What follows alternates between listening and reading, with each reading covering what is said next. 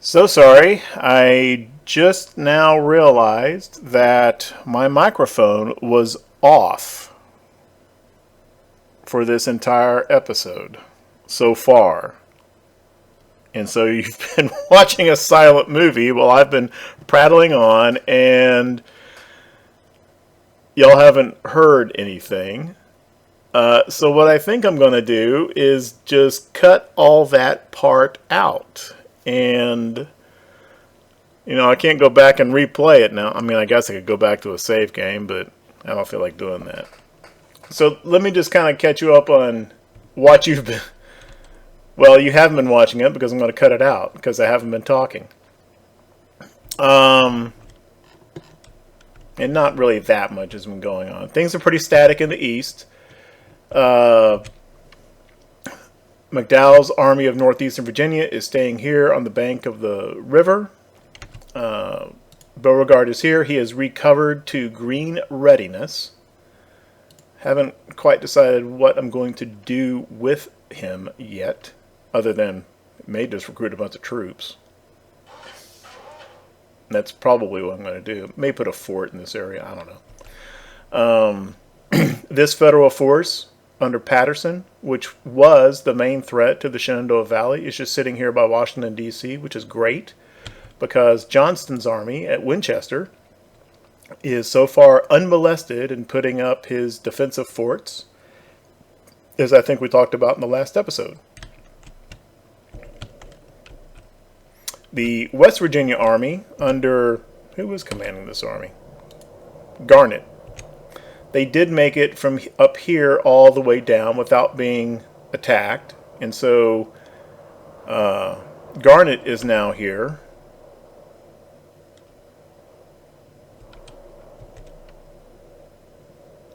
Building a fort? He's supposed to be building two forts. I thought I had gotten him building two forts down here. I thought I had ordered him to put a fort over here, kind of on the eastern side of Charleston, and then another one over here, guarding these two roads. Instead, he's just building one fort right in the middle. Well, that's fine. I'm not going to go back and change that. Army of Tennessee is still building at Nashville. I think they've got all their troops now. Yes, that's good. And Johnston, Albert Sidney Johnston, is almost up to full readiness. Not 100% sure what I'm going to do with him yet. And the only real kind of maneuvering that happened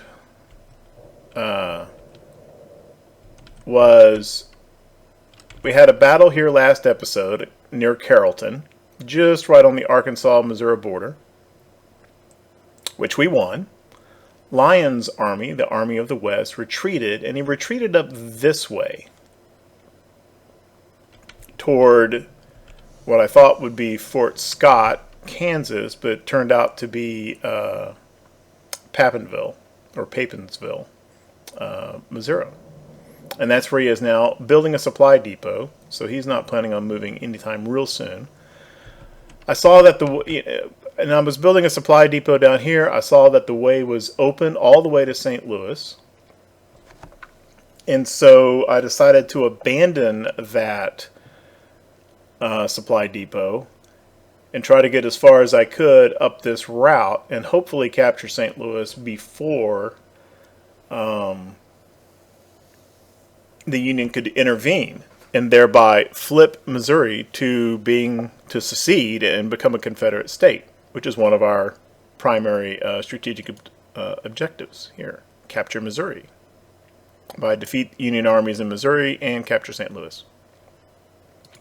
So I thought there was an opportunity there to do that.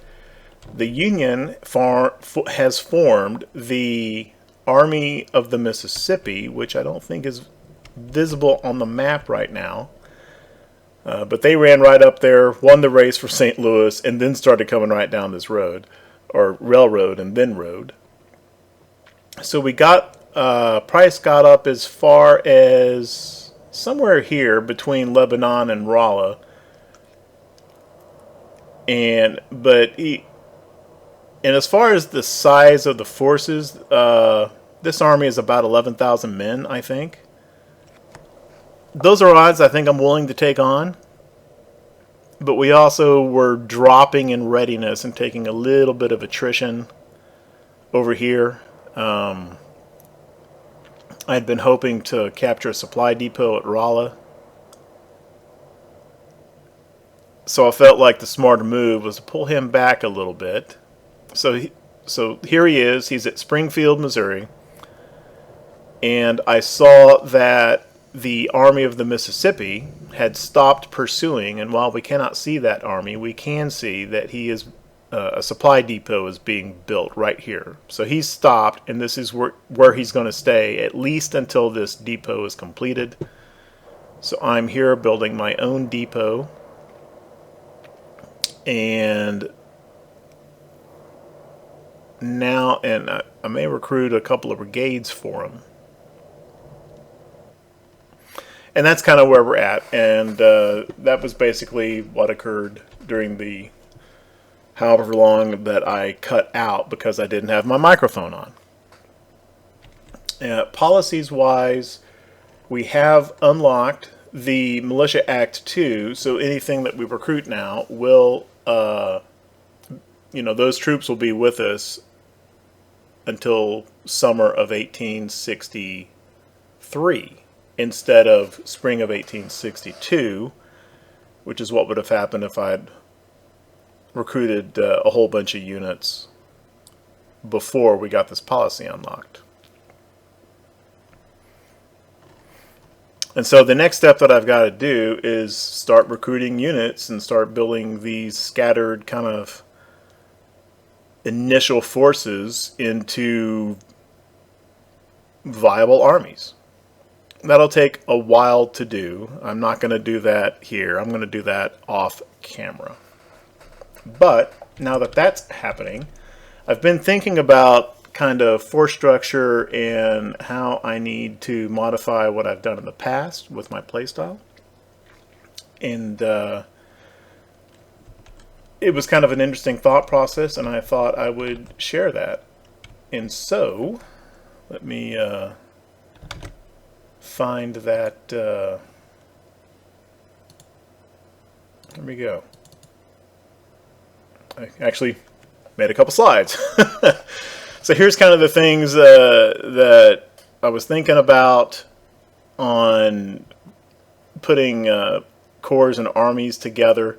Span of control, what I'm talking about there is basically the command radiuses of the corps and division commanders.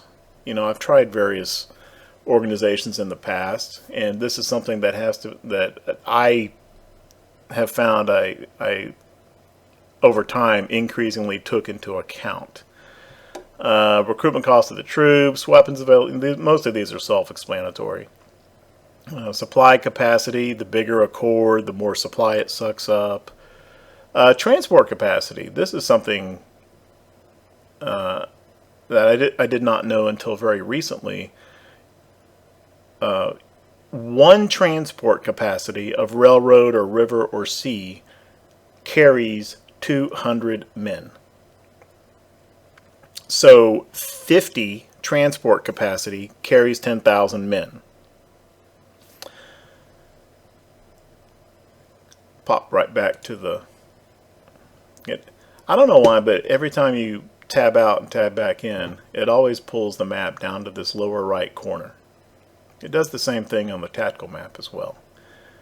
So if we look at our transport capacity, we've got 80 transport capacity for rail, and that is sufficient to carry, let's see, what is that? 16,000 men. Rivers, about 12,000, and about 11,000 for sea. I don't expect to be doing a lot of sea transport. Maybe some river transport, particularly in the west. Maybe. But this rail transport, 16,000 is as much as you can move at one time by rail without penalty. you can move larger bodies, much larger bodies of troops, but if you're exceeding the rail capacity, they don't go quite as fast, and it costs a lot more. So, I don't want to limit myself to corps or armies of only 16,000 men, but I do want to get the size down a little bit. The Union, as anyone who's ever played the Union knows, or can look at my last campaign, has a lot more transport capacity in all three of these categories, way, way above 100. So they can move a lot more men via transport than the Confederacy can. We can still do it, just slower and with more cost.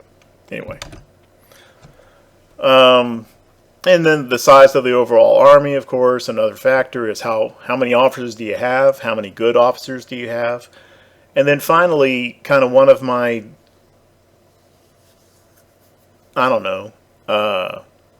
tenets is, as much as I possibly can, I like to try to keep it to volunteers. Because once you get a bunch of draftees coming into the army, their morale sucks. And, you go into a battle with, your army that's fresh, supposedly is, 100% supplied and green readiness, and then you go into the battle and you've got like 6 or 8 or 10 brigades already flashing red because they're not happy, they don't want to be there already before a shot is fired. So, if at all possible, I want to try to avoid using draftees and keep it within the volunteer manpower pool. From past experience in other campaigns, the Union can do that.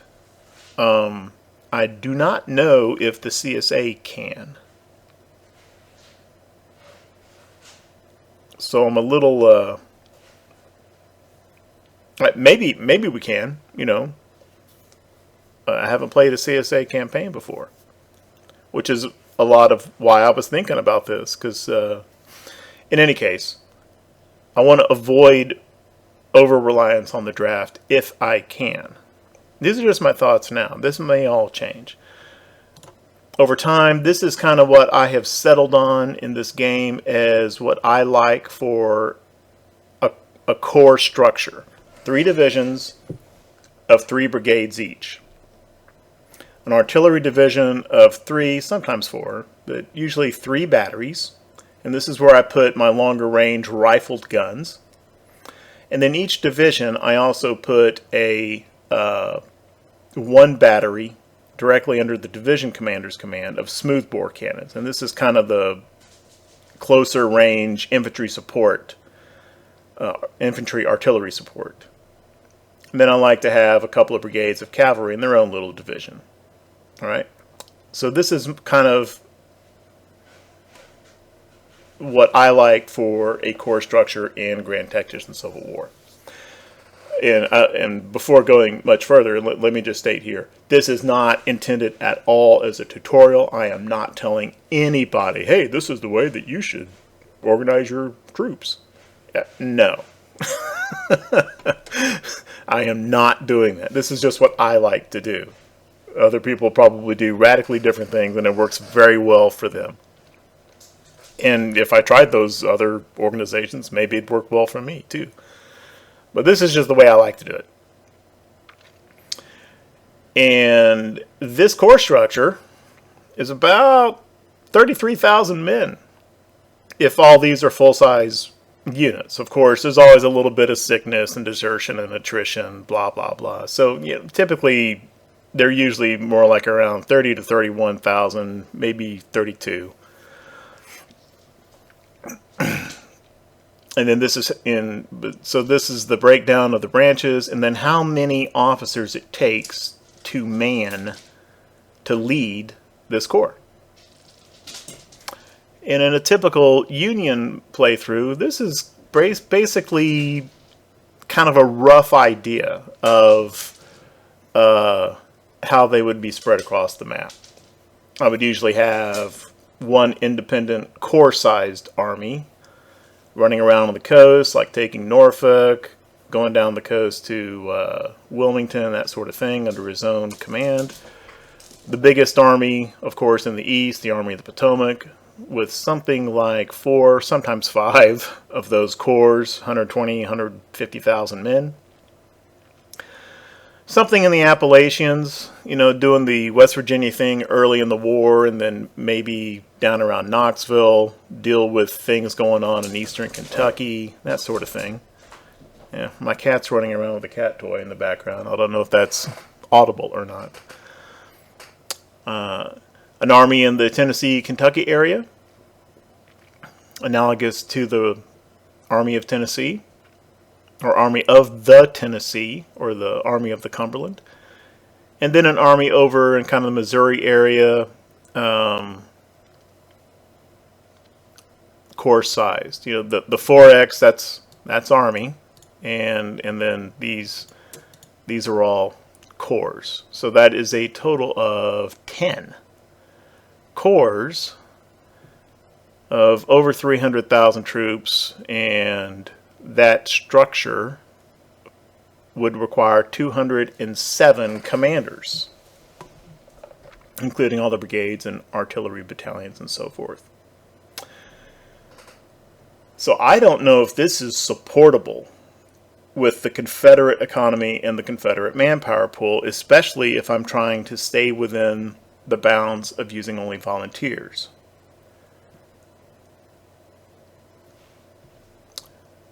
So kind of what I've thought about, and oh, by the way, this is all I would use. I might create like some, as far as field armies intended for battle, I might create some little engineering forces or recruiting commands way in the rear or something like that. But I would not create Cavalry Corps, for example. So what I've decided to do is try a little bit smaller, lighter corps structure for my infantry corps that utilizes 7 brigades instead of 9. 1 cavalry brigade, still under a division commander, for all the reasons I kind of went through in the last episode in that battle in Missouri. And then pare down the divisional artillery to horse artillery units, which the difference in the number of men is not that much, but the difference in the number of horses, I assume, is much. And these horse artillery batteries won't suck up supply the way that proper full-size artillery batteries will. So I'm going to keep the regular artillery batteries and the divisional artillery, but I'm going to go with horse artillery for the direct infantry support. And then I think in this campaign I probably will use some cavalry corps. I've saved a little cavalry by dropping a brigade from each infantry corps, and that should free up some capacity for some cavalry corps.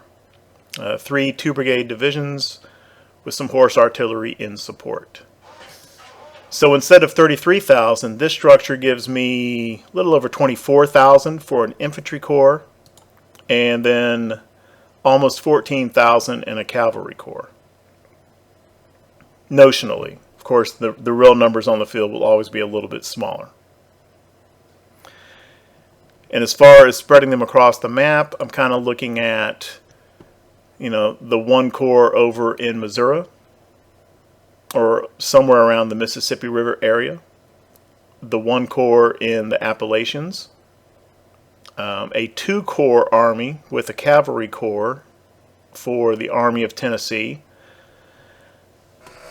And I decided I'm still going to go with that full 33,000 man corps structure that I've always used. And I'll do 2 corps of that in the Army of Northern Virginia in Virginia, and also put a Cavalry Corps over here.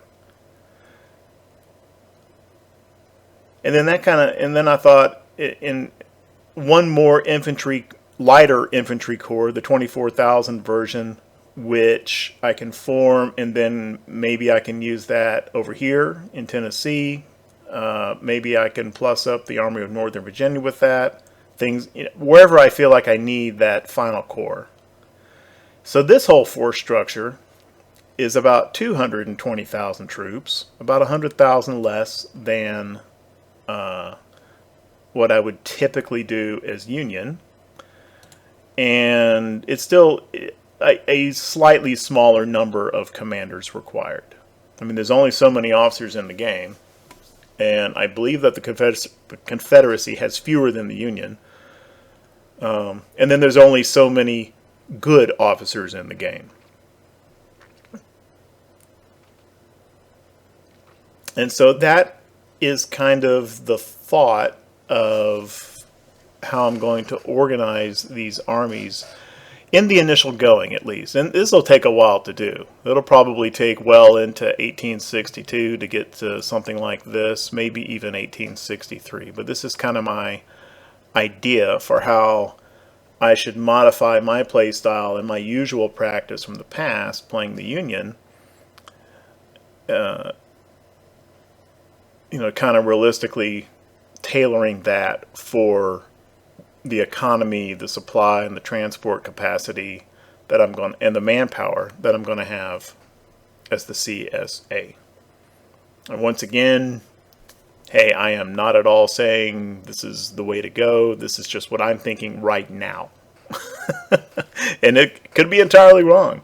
I may get into 1862, 1863 and realize, what was I worried about? And wind up doing my full-size corps everywhere.